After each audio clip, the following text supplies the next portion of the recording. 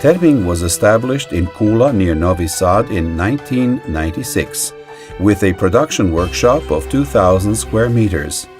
The company produces and installs production and installation thermal equipment, boilers for biomass combustion with a capacity of 20 kilowatts to 2 megawatts, and solid fuel boilers, oil and gas.